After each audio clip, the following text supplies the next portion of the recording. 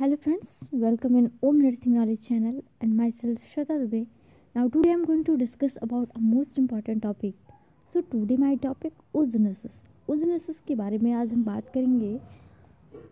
अगर हम इसके इंट्रोडक्शन की बात करें तो the process of the formation of the mature female gamete is called oogenesis. Female की मैच्योर गैमेट की फॉर्मेशन को oogenesis कहते हैं. oogenesis मेनली 3 फेज में कंप्लीट होता है. Multiplication phase, growth phase, maturation phase. So firstly हम बात करते हैं मल्टीप्लिकेशन फेज के बारे में. इस फेज में ओवरी की प्रीमोर्डियल जर्मिनल सेल अनेक माइटोसिस डिवीजन के द्वारा ओगोनिया का फॉर्मेशन करती हैं. ओगोनिया में भी माइटोसिस डिवीजन के द्वारा नंबर में वृद्धि होती है. अगर आपको माइटोसिस और मियोसिस के बारे में नहीं पता है तो आप कमेंट बॉक्स में बता सकते हैं. मैं इसके बारे में वीडियो बनाने की कोशिश करूंगी. बट हेयर हम बात कर रहे हैं oogenesis के बारे में. तो अब तक हमने क्या बात किया कि जो ओवरी की प्रीमोर्डियल जर्मिनल सेल हैं माइटोसिस डिवीजन के द्वारा ओगोनिया का फॉर्मेशन कर रही हैं. एंड नेक्स्ट फेज है ग्रोथ फेज. इस फेज में ओगोनिया अपनी साइज में ग्रोथ करके प्राइमरी oocyte बना देती है. अब इस प्राइमरी oocyte में मियोसिस डिवीजन स्टार्ट होता है. आपको पता होगा मियोसिस फर्स्ट एंड सेकेंड होता है.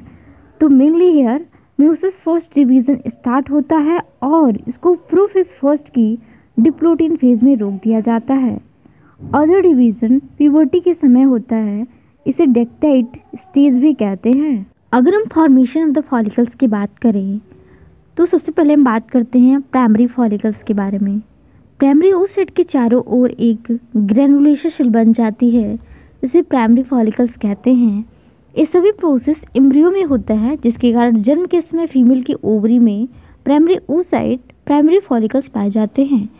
प्राइमरी फॉलिकल्स की संख्या कम होती रहती है और प्यूबर्टी के समय फीमेल की ईच ओवरी में 60,000 to 80,000 प्राइमरी फॉलिकल्स बच जाते हैं.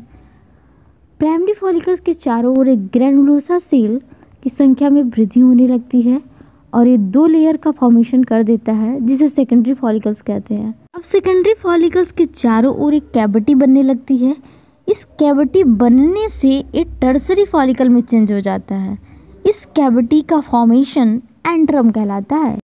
अब टर्सरी फॉलिकल्स के चारों ओर 2 लेयर पाए जाते हैं जिसे theca interna and theca externa कहते हैं. सो मेनली हमने क्या बात किया फॉलिकल्स की फॉर्मेशन में. प्राइमरी फॉलिकल्स कैसे सेकेंडरी में चेंज हो रहा है, सेकेंडरी फॉलिकल्स टर्सरी में कैसे चेंजेस हो रहा है. मीन्स हर एक फॉलिकल्स में कुछ ना कुछ चेंजेस आपको दिखाई देगी. जैसे कि एक समरी के रूप में अगर हम बात कर लें, जैसे जो प्राइमरी oocyte है उसके चारों तरफ एक लेयर का फॉर्मेशन हो रहा है जिसे हैं ग्रेनुलोसा सेल कहते हैं. अब इसको हम प्राइमरी फॉलिकल्स कह दे रहे हैं. अब इस प्राइमरी फॉलिकल्स के चारों ओर जो ग्रेनुलोसा सेल है उसके नंबर में वृद्धि हो रही है तो इस चीज़ को हम सेकेंडरी फॉलिकल्स कह दे रहे हैं. और सेकेंडरी फॉलिकल्स के चारों ओर एक कैविटी का फॉर्मेशन हो रहा है जिसे एंट्रम कहते हैं और इस चीज़ को हम टर्सरी फॉलिकल्स कह दे रहे हैं. और इस टर्सरी फॉलिकल्स की भी चारों तरफ एक लेयर का 2 लेयर का फॉर्मेशन होता है जिसे theca externa and theca interna कहते हैं. तो इस तरीके से मेनली फॉलिकल्स का फॉर्मेशन होता है. अब हम नेक्स्ट बात करते हैं नेक्स्ट फेज की जो कि मैच्योरेशन फेज है. मैच्योरेशन फेज में टर्सरी फॉलिकल्स में present primary oocyte meiosis division के द्वारा, मियोसिस फर्स्ट हमने देखा था कंप्लीट हो चुका था. अब यहाँ पे मियोसिस डिवीजन सेकंड स्टार्ट होगा. मियोसिस डिवीजन के द्वारा सेकेंडरी oocyte और साथ में पोलर बॉडी का फॉर्मेशन करती है. अब इस स्ट्रक्चर को हम ग्राफियन फॉलिकल्स कह देते हैं. सेकेंडरी oocyte के चारों एक ट्रांसपेरेंट मेम्ब्रेन होता है जिसे जोना पैलुसुडा कहते हैं जैसे कि आप इस पिक्चर में देख रहे होंगे. And Graafian follicle secondary oocyte को ओवरी के बाहर निकालता है.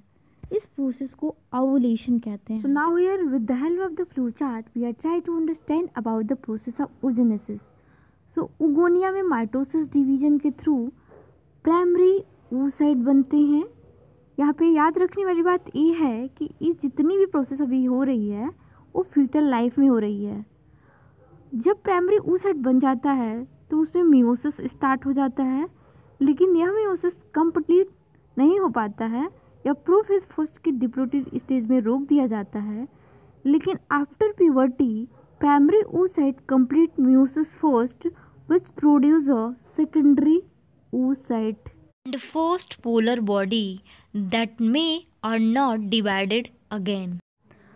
अब इस सेकेंडरी oocyte में meiosis सेकेंड डिवीजन स्टार्ट हो जाता है ड्यूरिंग द ओवुलेशन।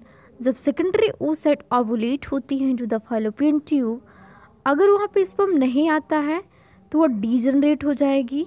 अगर स्पर्म आता है तो स्पर्म के साथ मिल करके उसका फर्टिलाइजेशन होता है और बाद में एक फीमेल प्रोन्यूक्लियाई और ओवम बनते हैं और साथ में एक सेकेंडरी पोलर बॉडी भी बनती है और आफ्टर ऑल जाइगोट का फॉर्मेशन हो जाता है। If you gain the knowledge from this video, please like, share and subscribe and press the bell icon for the latest updated and knowledgeable video. Thank you for watching.